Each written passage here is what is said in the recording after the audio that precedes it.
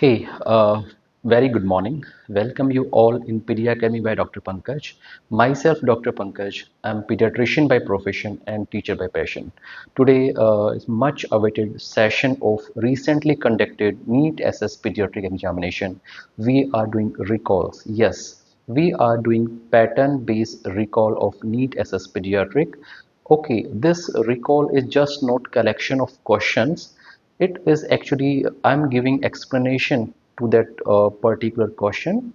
It is most likely be useful in next upcoming INA exam or next NEET SS exam. So what I want from you all guys, give your 100% attention. I'll be doing this recall in 2 or 3 shifts. Okay, so this is part 1 video of this recall series. We'll recall all the question possibles.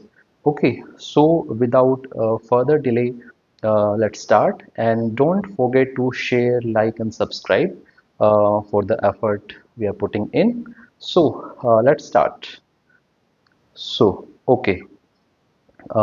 So first thing first, this actually legal disclaimer is there.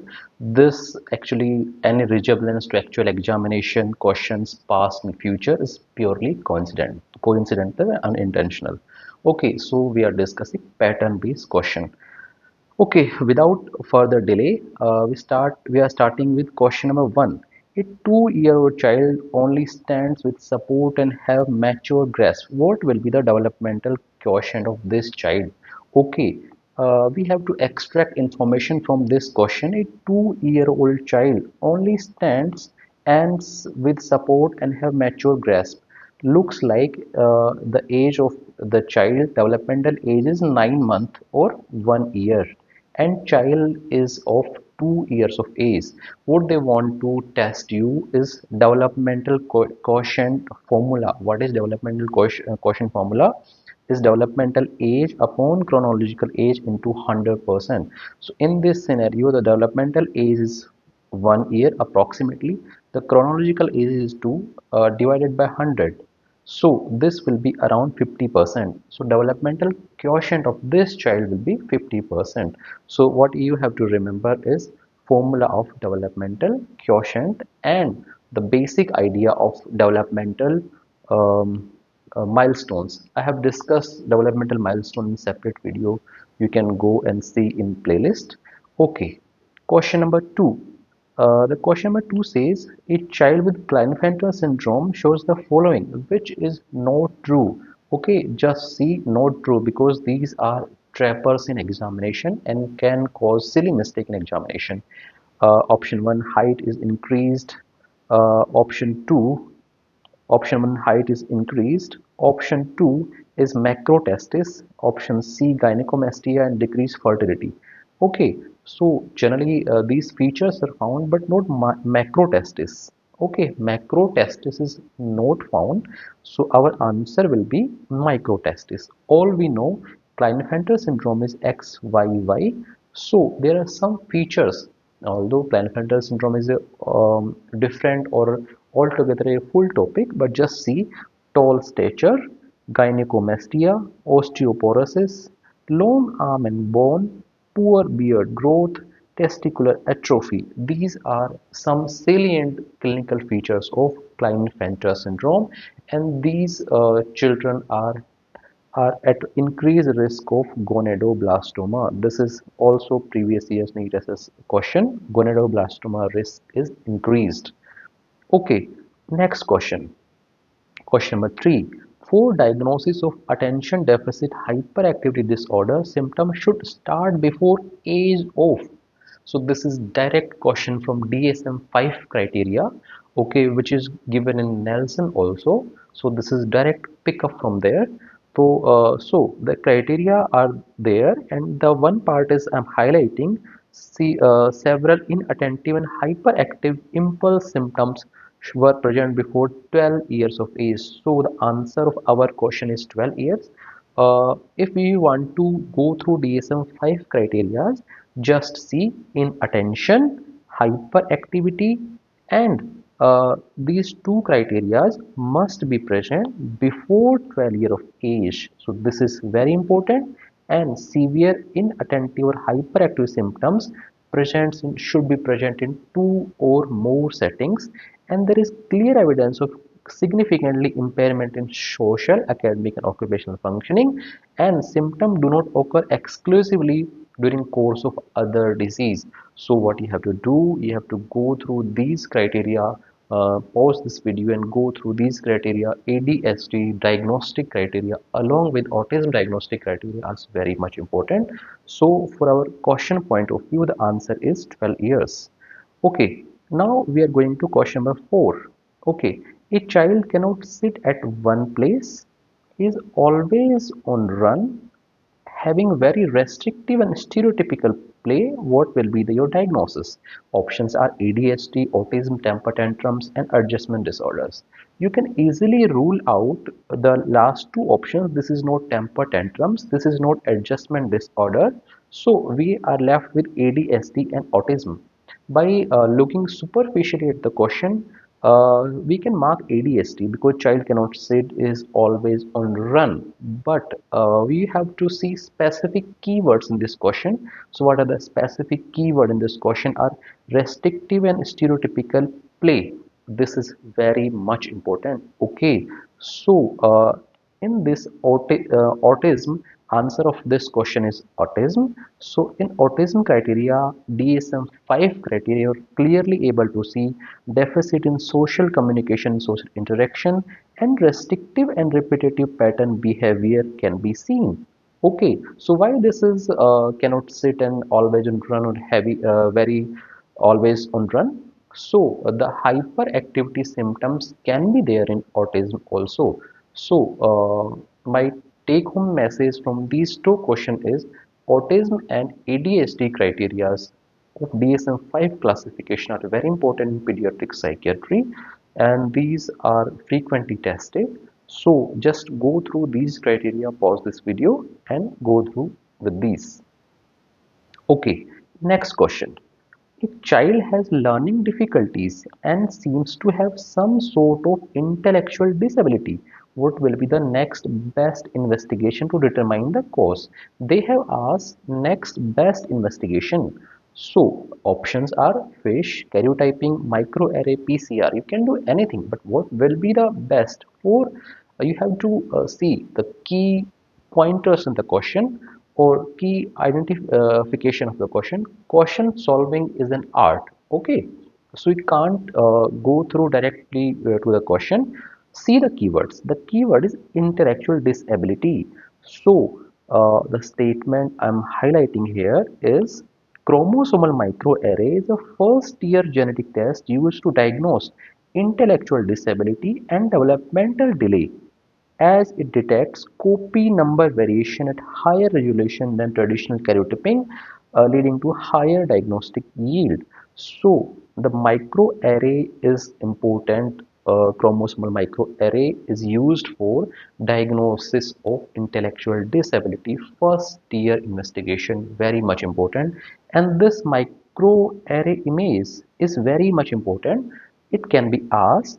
So it is actually RNA from fibroblast you are able to see, and these are pattern on microarray. So as of our question concerned, our answer should be microarray.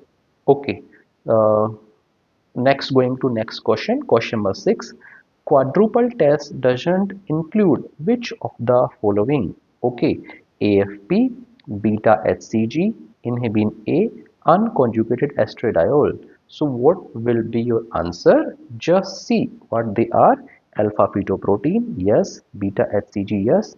Unconjugated estradiol, inhibin B, inhibin A, sorry. So all the answers is there, but see the word play. In quadruple test, it is unconjugated estradiol E3, but here it is given estradiol. So estradiol is not a marker or quadruple test marker. So this is the answer. So this is how examiner play with you with important keywords, just tweak of spellings and Trap is ready. Okay, we're moving to next question. Question number 7. Okay, so what is true about leukemia and Down syndrome? Very interesting question, exam point of view as well as clinical point of view. Option 1, AML in Down syndrome is better prognosis than AML in general population, and most common tumor in less than 3 years of age is ALL. Okay, so actually, yeah, so this is important. What Nelson mentions or any other standard textbook, okay, in case of AML, just I'm highlighting the important, in case of AML, patients with Down syndrome has much better outcome than children without Down syndrome. Very much important. You have to actually learn this concept. AML and Down syndrome is a very good prognosis. Okay, so in Down syndrome, overall, actually, overall, ALL is more common than AML, but less than 3 years of age, um, less than 3 year of age, AML is more common than ALL. Again, very much important question. Okay, next question we are moving forward. Question number 8. Infant present with hemihypertrophy, umbilical hernia, increased risk of Wilms tumor. What will be your diagnosis? Options are Beckwith-Wiedemann syndrome, Denny-Dresch syndrome, Perlman syndrome, and hypothyroidism. Okay, don't go for hypothyroidism because you have seen this umbilical hernia. This is common mistake. See the whole scenario: hemihypertrophy, umbilical hernia, and increased risk of Wilms tumor. Our answer should be Beckwith-Wiedemann syndrome. We'll discuss because this is so important syndrome along with Wilms tumor. Just discuss important thing. Okay, so Denny-Dresch syndrome is due to WT1 gene mutation having uh, ambiguous genitala and diffuse mesangial sclerosis. Very much important. So this is Denny-Dresch syndrome.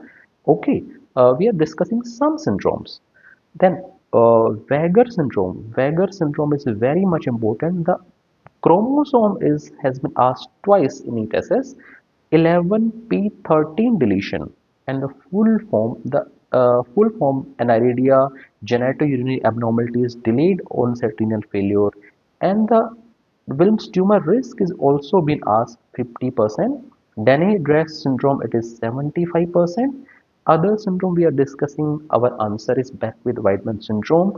Okay, gene is loss of maternal chromosome 11p15.5. This genetic loci has been asked, and the risk of Wilms tumor is variable, and you are able to see the clinical features: organomegaly, large birth weight, macroglossia, omphalocele, hemihypertrophy, ear pits, crease, and neonatal hypoglycemia. So you have to remember these syndromes minimally along with Wilms tumor association. Okay, next we are going to question number 9. Tumor lysis syndrome seen in most common in which condition? Hodgkin lymphoma, ALL, CML, Wilms tumor. Okay, so our answer should be here Hodgkin lymphoma. We have to actually see this how this answer comes. Okay, so patient stratification by risk of tumor lysis syndrome. This is important. Okay, there are high risk, intermediate risk, and low risk. Which condition have high risk of tumor lysis syndrome are Burkitt lymphoma, lymphoblastic lymphoma, ALL with TLC more than 1 lakhs, and AML with TLC more than 50 lakhs.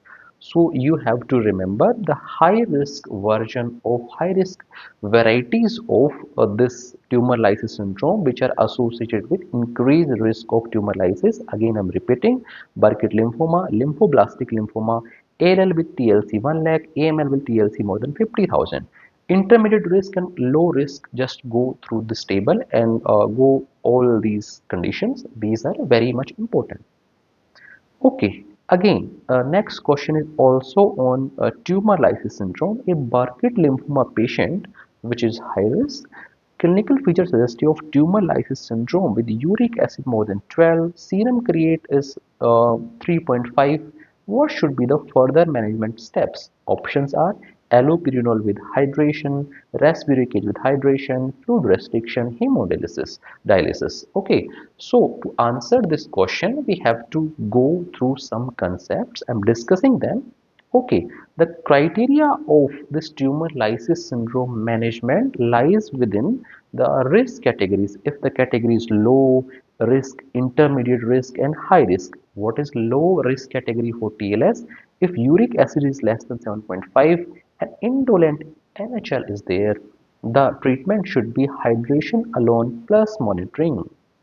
If uric acid is less than 7.5 mg per deciliter, but DLBCL is there, high LDH is there, and bulky disease more than 10 centimeter, you have to do hydration, allopurinol along with monitoring. Allopurinol role seen in intermediate risk. But what if high risk? Uric acid is more than 7.5, Burkitt lymphoma, LBL, pre-existing renal failure. Our treatment should be hydration plus resveratrol plus monitoring.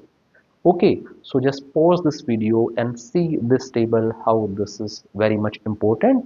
Okay, coming back to our question says this is high risk patient.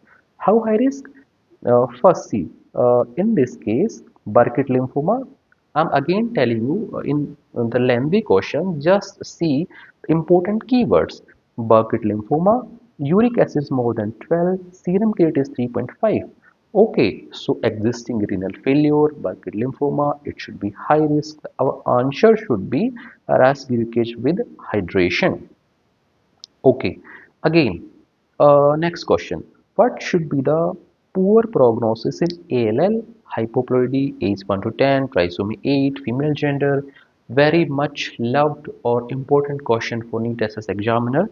And answer should be hypoploidy. So, I'm again taking this table which is very important. If I were you, I have to remember only adverse factor for ALL, others can be remembered.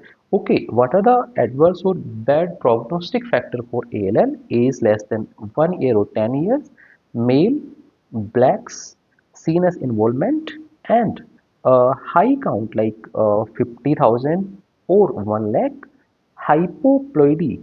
Okay, sorry, just wait.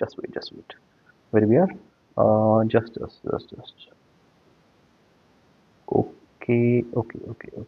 Okay. Yeah, sorry. Hypoploidy. Okay. Hypoploidy, Philadelphia chromosome, MLL rearrangement, IKGF1 deletion, or persistent of minimal residual diseases. Okay, so what you have to remember is this, and cytogenetic features, you have to remember favorable features also: hyperploidy, ETV6, Runex mutation, TCF3, and trisomy of 4, 10, 17. Okay, again I'm advising you, just pause this video and just see these highlighted version of adverse and better prognostic factor for ALL. You have to remember, mug up or understand these factors, but these are very important for exam. Okay, coming back to next question, question number 12. Down syndrome most specific leukemia is AML M7. We have discussed this earlier also, but we have seen incidence acute leukemia is 15 to 20 times more frequent in children with Down syndrome. Okay, so as we discussed, overall in Down syndrome, ALL is more common than AML. First 3 years of life, AML is more common than ALL, and more specific leukemia is AML M7. So this is very much important. This topic, leukemias in Down syndrome, is very much important. Okay, coming back to next question, question number 13. The most common brain tumor in infancy. Again, this is trapper word. Some students doesn't actually go through and till end of question. Infancy is mentioned. Clear cut, it is choroid plexus papilloma. This is simple question unless you make a silly mistake or you don't read the question fully. Okay, just go. I'm going to with Nelson. Choroid plexus tumors accounts for 2 to 4% of childhood CNS tumor. They are the most common CNS tumors. They are the most common CNS tumor in children younger than 1 year of age. Okay, so you have to remember this is fact-based question. Next question, question number 14. Rogental fibers are seen in which type of brain tumor? Answer should be pilocytic astrocytoma. This is Rosenthal fiber image is very much important. Actually, image based question has been asked twice for this Rosenthal fibers. Okay, so what are the Rosenthal fibers? Also, you have to remember these are condensed masses of glial filaments occurring in the compact areas with low mitotic potential help establishing the diagnosis. Okay, so this is glial filament seen in pilocytic astrocytoma. Next question, question number 15.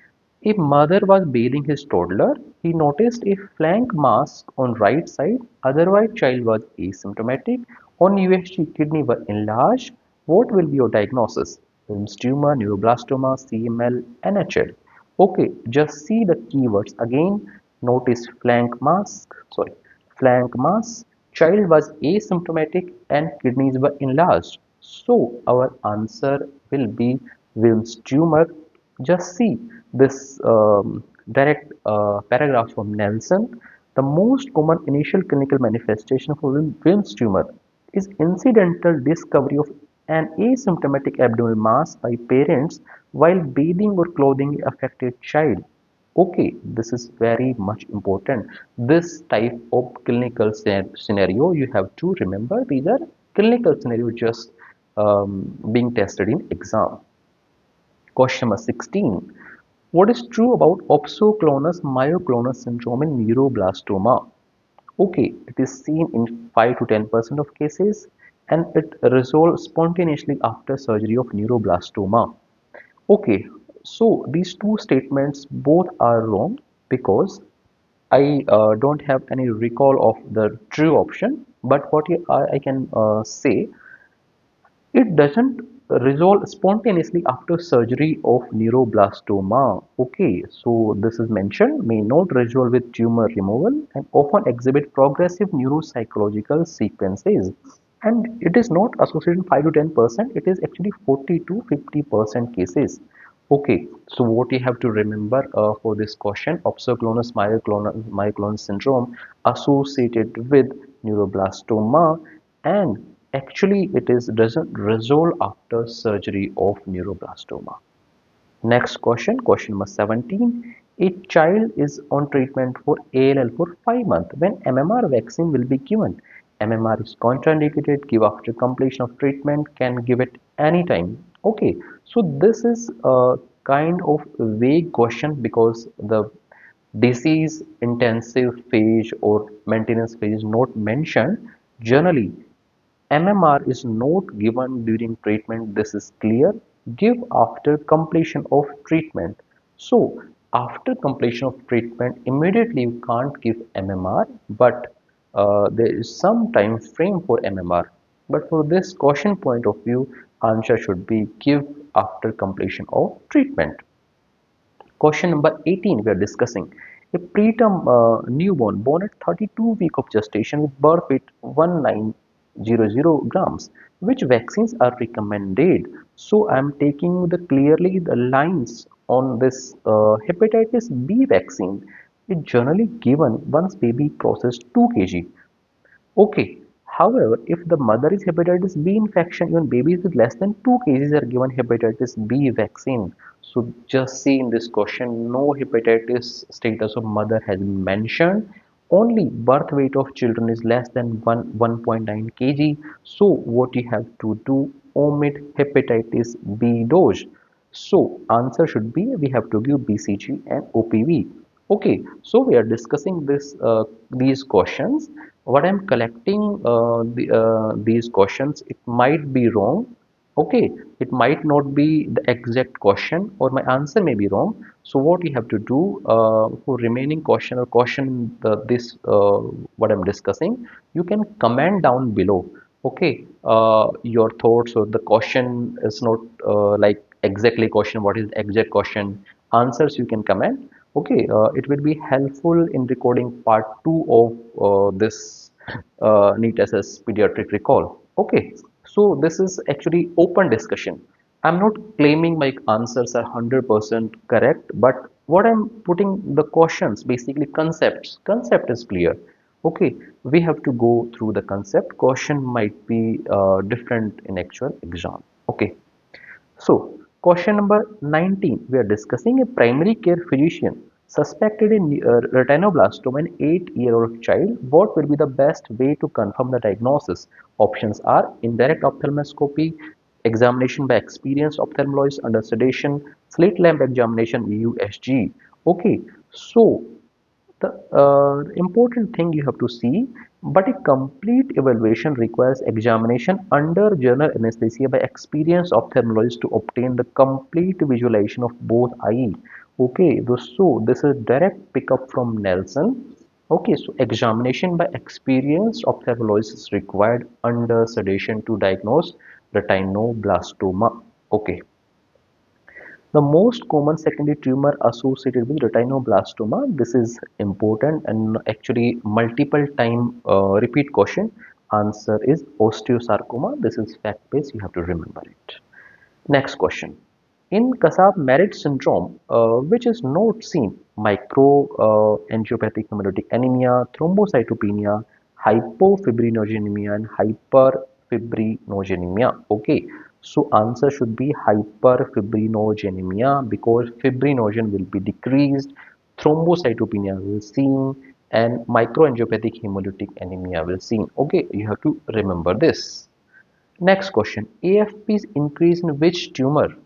Hepatoblastoma, Wilms tumor, retinoblastoma, neuroblastoma. Answer should be hepatoblastoma. Okay. Next question. Infant present with emergency with respiratory distress. The heart rate was 240. On examination, patient was in shock. ECG showed narrow complex tachycardia. What will be the next management plan? Okay, this is important question from PALS. Okay, so we have to go pediatric PALS tachycardia and pulse algorithm. Okay, a patient with uh, pediatric tachycardia with pulse, you have to do ECG. Okay, ECG you see, is there any cardiovascular compromise? Okay, so in our patient, cardiovascular compromise is there, patient in shock. Okay, so if patient is in cardiovascular compromise, just evaluate if it is narrow complex tachycardia or wide complex tachycardia. If narrow complex tachycardia is there, what you have to give? You have to give the actually adenosine, and if it is ineffective, synchronized cardioversion. If wide complex tachycardia is there, you have to do synchronized cardioversion. But if the patient is not in cardiovascular compromise, means no mental altered status, signs of shocks are not there, hypotension is not there. What you have to do, if it is narrow complex tachycardia, you have to consider vagal manure and give adenosine. If it is ventricular tachycardia, you have to give adenosine and then further consultation. So in our scenario, our child is in shock. Okay, you can see it is shock and complex tachycardia. What will be the next management plan? Okay, so slightly this is controversial question. Okay, they haven't mentioned adenosine was given earlier or not, but what you have to do, first you have to give adenosine, and if adenosine is not working, cardioversion should be the answer. Okay, generally in clinical scenario, patient present late in emergency. Okay, so what if adenosine is available? Generally, treating physician gives adenosine, and if it is not available, immediate cardioversion is done. So answer of this should be adenosine and cardioversion both. If adenosine is available, adenosine and cardioversion then. Okay. So the next question, Venturi mass delivers oxygen concentration and oxygen flow. This is important and multiple time asked. So answer of this question is See, Venturi mask is of various color: blue, white, yellow, red, green. They give oxygen from 24% to 60%. You're able to see. And the flow rate is 2 to 4 liter per minute to 12 to 15 liter per minute.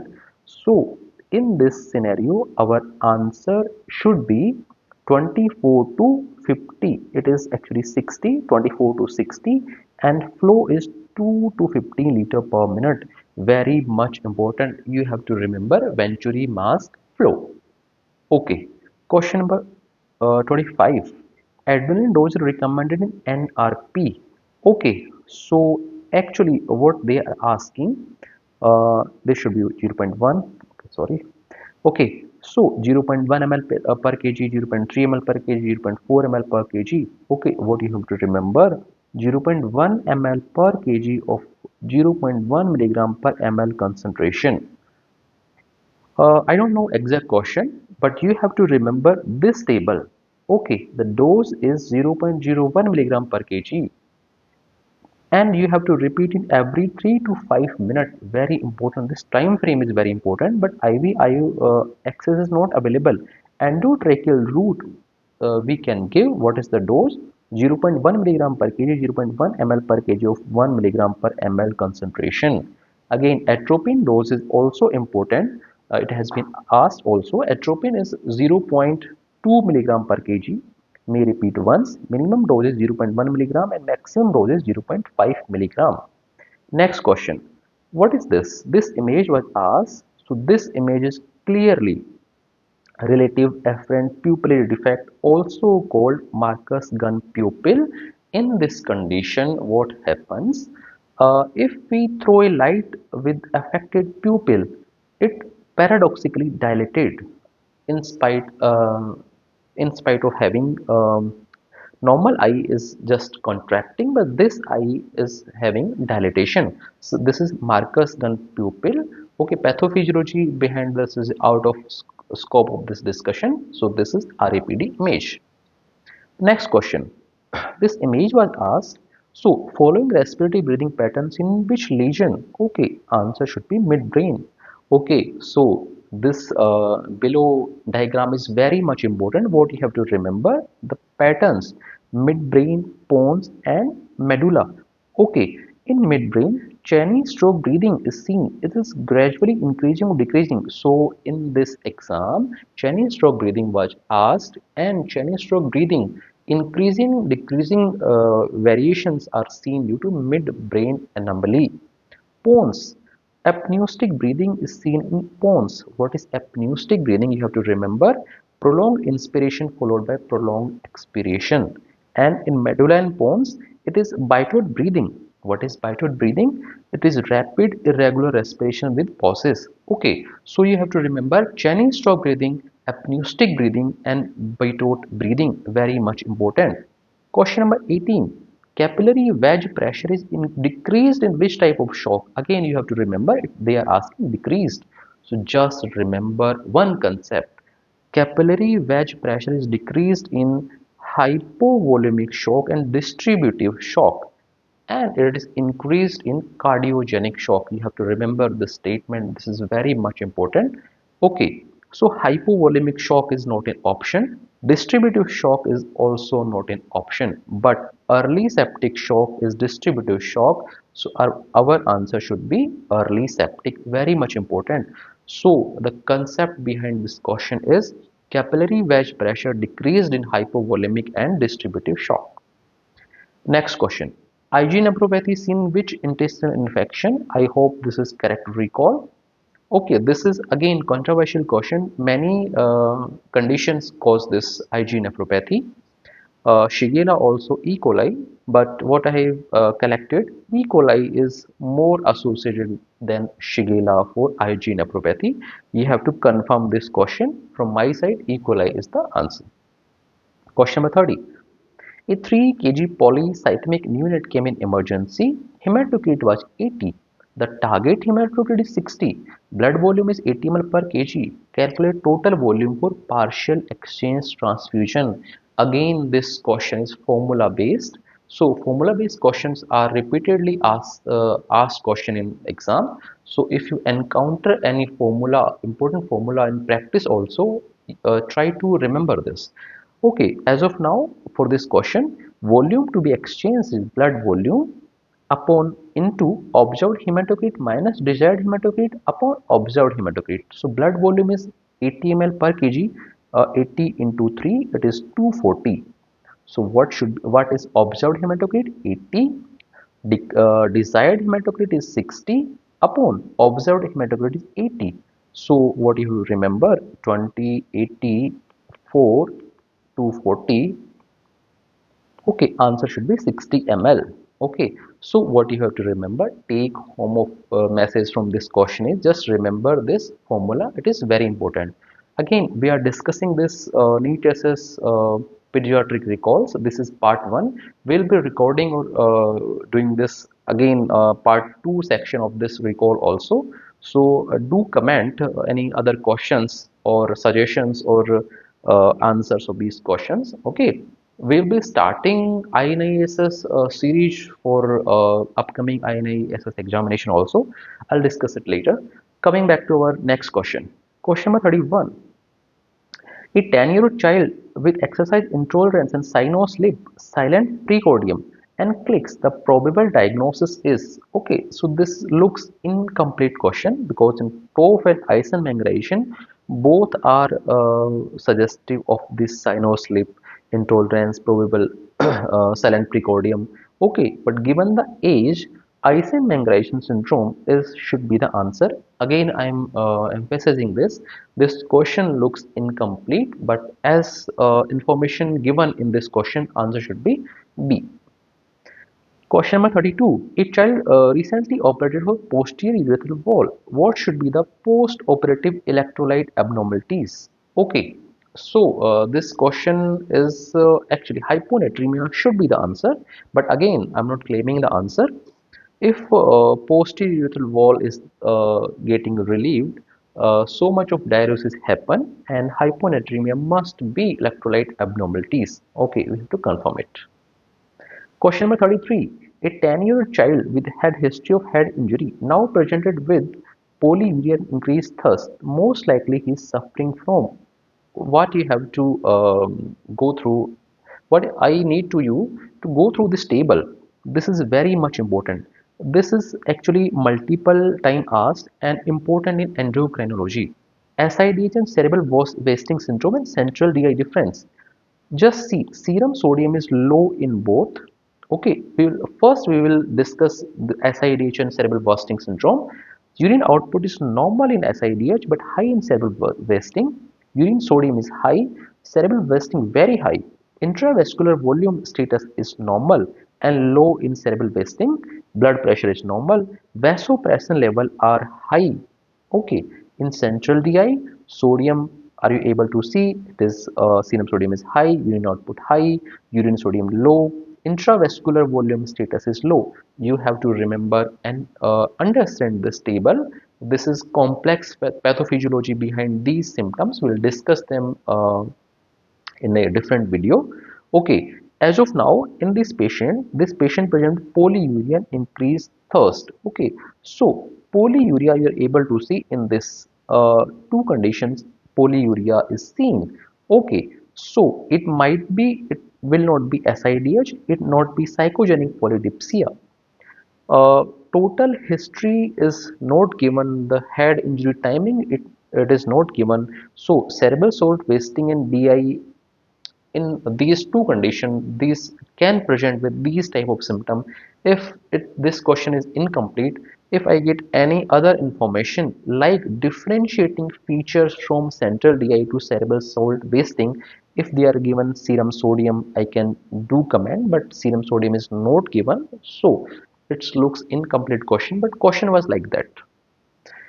Okay, question number 34. In unit present with delayed cry, excessive irritability was seen, pupils were dilated. Which sonnet and sonnet stage does it belong? You have to remember this. This is most repeated question. So pupil, if meiosis is given stage 2, okay, if it is hyper alert stage 1, Mydriasis or normal people pupil are stage 1. So as of now, answer of this question is stage 1. Okay. A newborn presented with intracranial bleed without ventricular dilatation, what will be the papillae IVH grade? Grade 1, grade 2, grade 3, grade 4. You have to remember the classification exactly. Grade 1 is germinal matrix hemorrhage.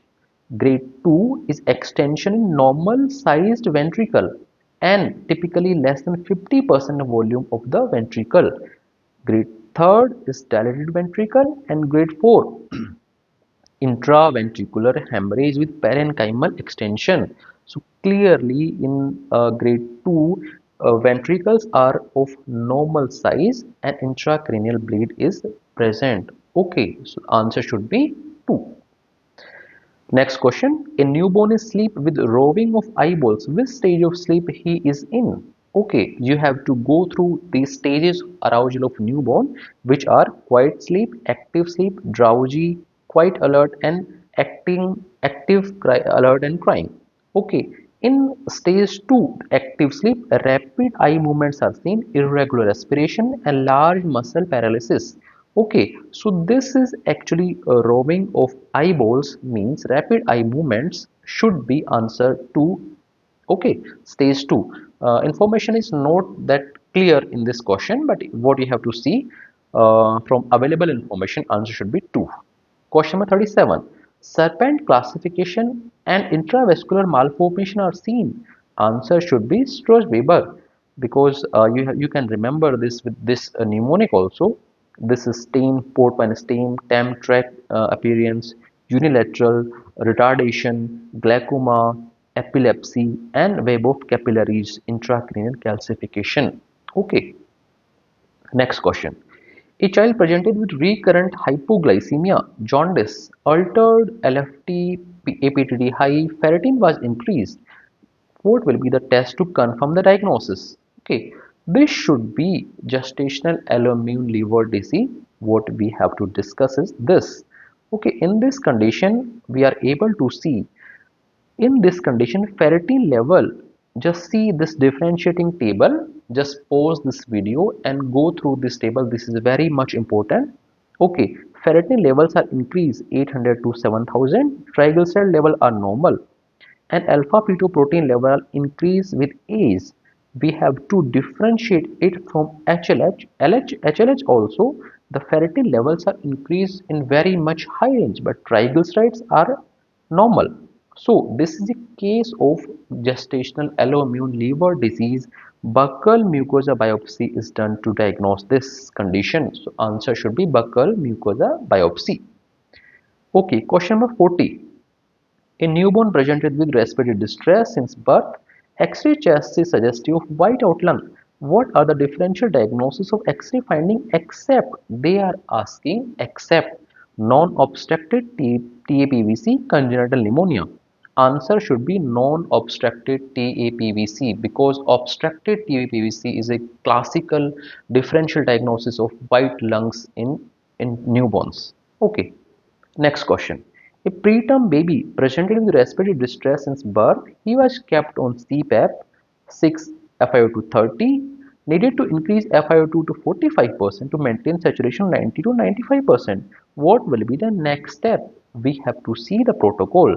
Okay, so our infant preterm, if it is less than 28 and 28 or more, what you have to see, if the infant neonate is more than 28 weeks of gestation, we have to see respiratory distress at birth. CPAP with FiO2 0.3 or more, or mechanical ventilation with FiO2 0.3 or more. We have to give early rescue surfactant therapy within 2 hours, and less than 28 weeks you have to give surfactant therapy. Okay, so FiO2, if it is required more than 30%, you have to give surfactant therapy. Here we are increasing FiO2 to 45% to maintain the desired saturation, so you have to administer surfactant. Answer of this question will be surfactant. Okay, the next question. A newborn was about to discharge after 2 days of uneventful stay. Suddenly he developed cyanosis, weak femoral brachial pulses. What will be the probable diagnosis? Okay, TAPVC, what will be the probable diagnosis? Except should be. Okay, TAPVC, hypoplastic left heart, coaction of aorta, aortic stenosis. Okay, in this question, what we are able to see, weak femoral and brachial pulses. Sorry, not accept. So answer should be of this question should be coaction of aorta. Okay, this is incomplete question looks like, but because in coaction of aorta weak femoral brachial pulses may be seen, we have to confirm this question once again also, but as of now answer seems like coaction of aorta. Question number 42. 10-year-old child diagnosed to have hypertrophic obstructive cardiomyopathy. Which drugs can be given safely in management? So they are asking which drugs are contraindicated in patient of hypertrophic cardiomyopathy.